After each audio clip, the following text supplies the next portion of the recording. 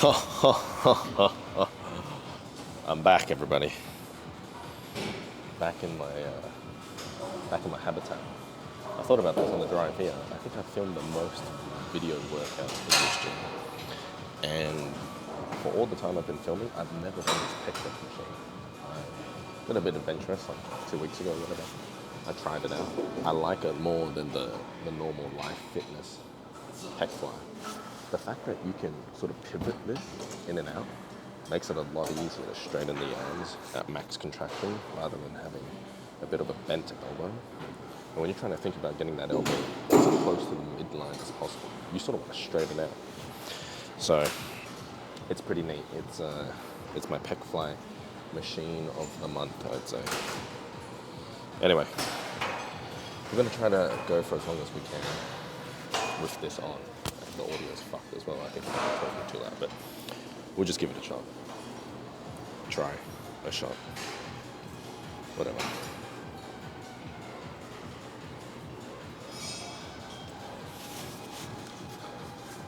This doesn't count.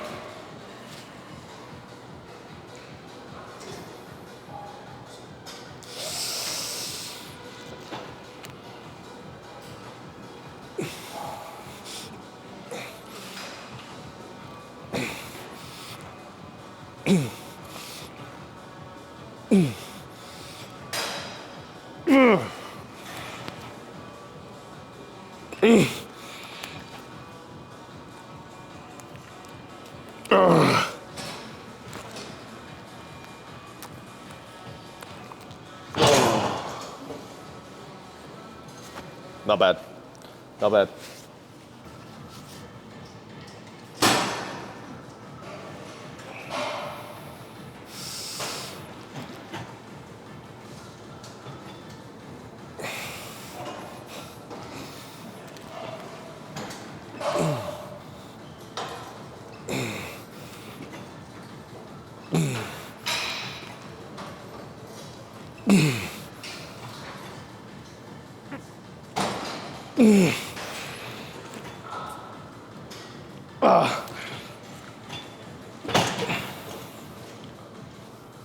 I don't mind a pyramid down, honestly. Only like 8 good ones again. Fuck.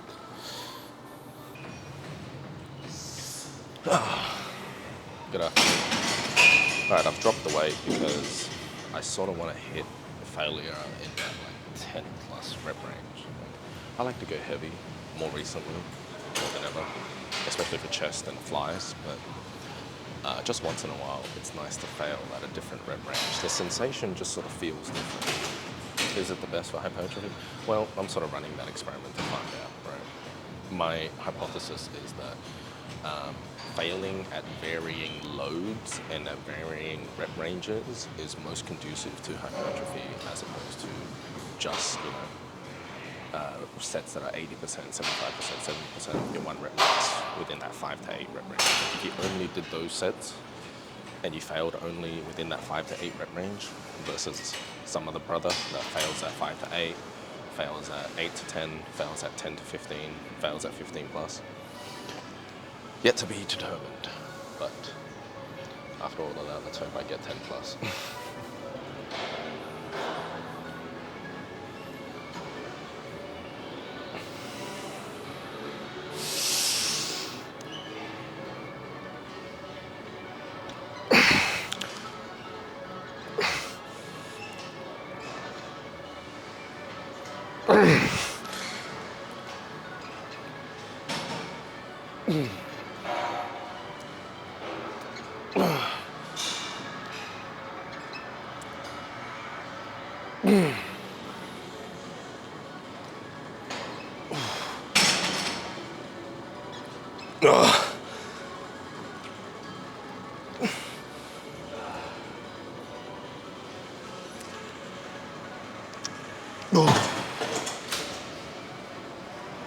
Jesus. Not bad. Not bad. All right, now, this might seem like a bit of a cop-out, but today's chest session is really just those 2 exercises. Pec flies, and then now cable cross. But One would argue that only, 6 or so sets, one workout, sort of shit use of time. So I'm gonna double down and superset these with just normal flat cable flies as well. I'm gonna be in that hinged over position. You know what I'm saying?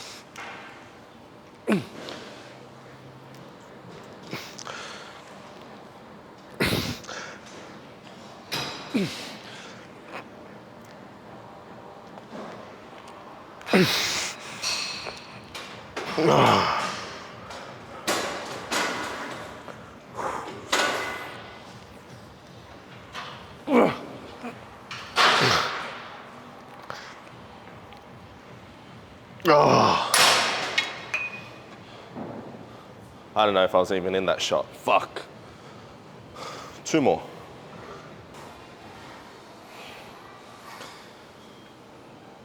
Oh God, I hope I'm in focus. That's what goes through my head when I film before I start every set. And then of course, obviously go crazy on the set, but first things first.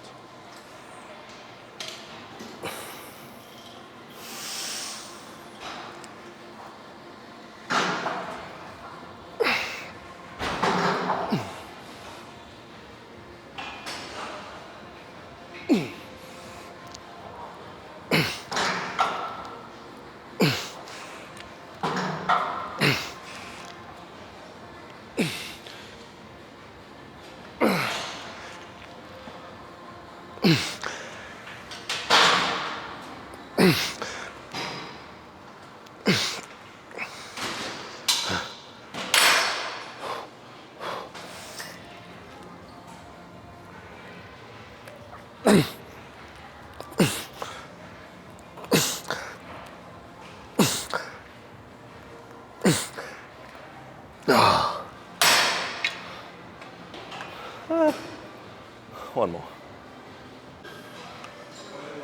Alrighty. I gotta be honest with you viewers. My chest felt like cramping like pretty much after the first set of cable cross.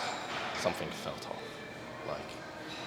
But not in like a sort of pain sort of way, but in like a sort of unlocking new sensations for hypertrophy sort of way. I know. It sounds a little fucked up, but just thought I'd report in real quick.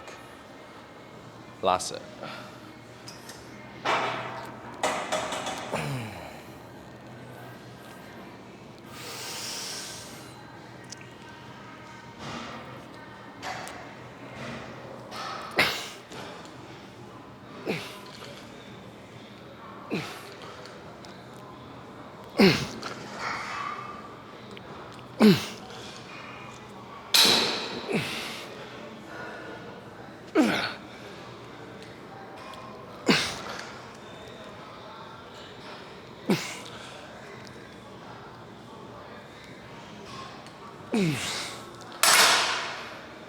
Fuck, was I not centered? I felt a bit off.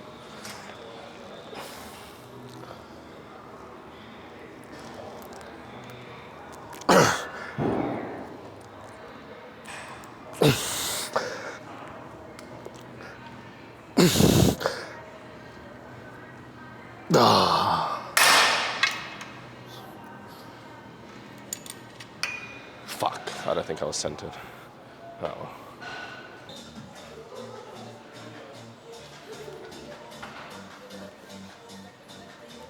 Alrighty, let's see what we're working with.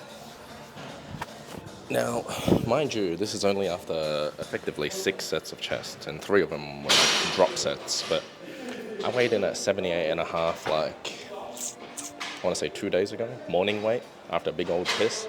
So That's pretty light. That's not too bad. Went for the Jesus. I went for the full body because I want to practice the hamstring work when it comes to the side chest.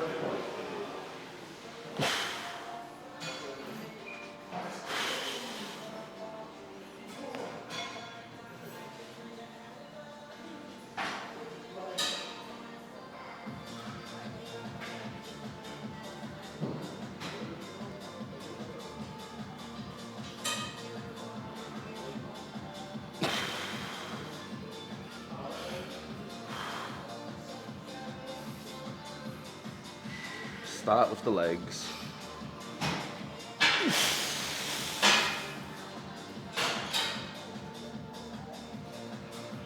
That's all right.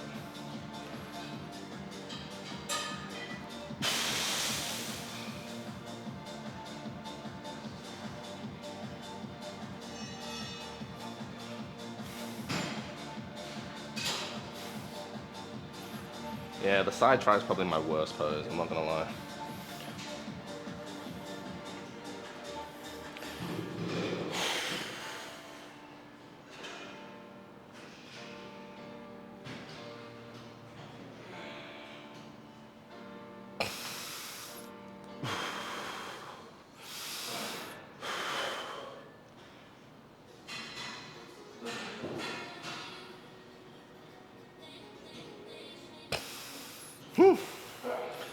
Not bad. I think I'm working a lot on getting the vacuum on the front lat spread.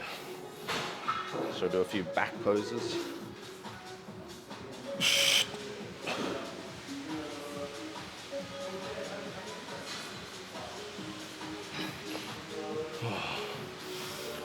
My favorite pose of all time, the corner Arnold.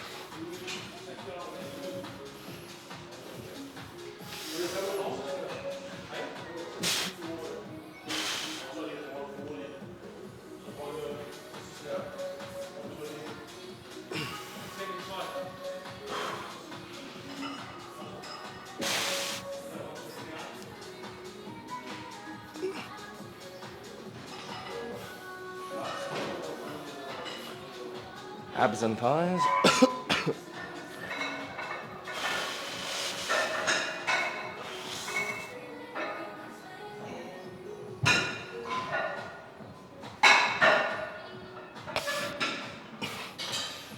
Maybe not, getting too creative there.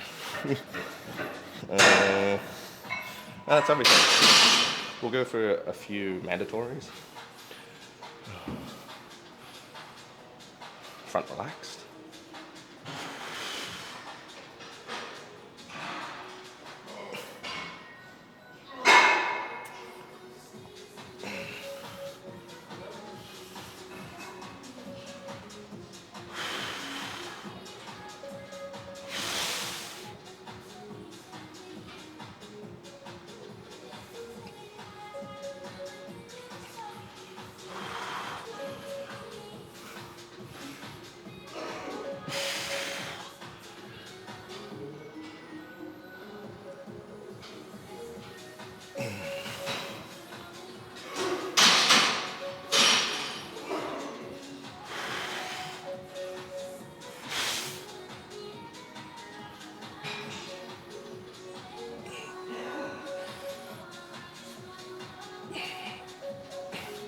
Whew. All right, we'll see how that looks.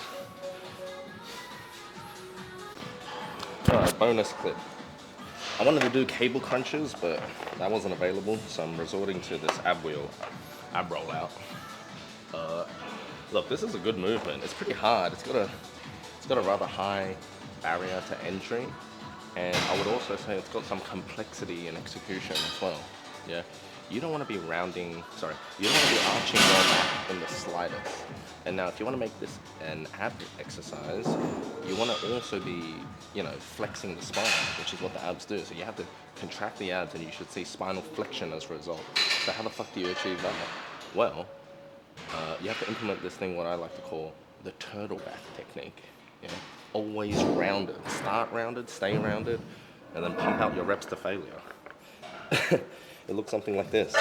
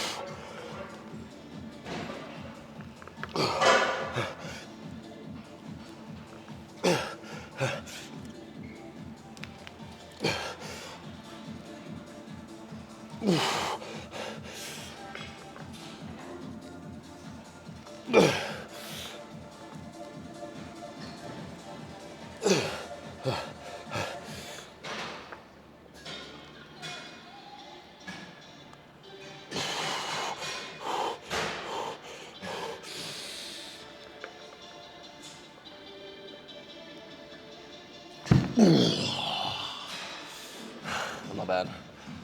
Oh, the other thing is, I reckon it's pretty damn difficult to, so excuse me, rolling over into this position. I think it's a rather difficult exercise to execute to failure as well. And let's not forget, there's inherent lower back snappage risk as well. Honestly, you'd be an idiot to do this. 2 more sets. Oh, my abs cramped. Holy fuck.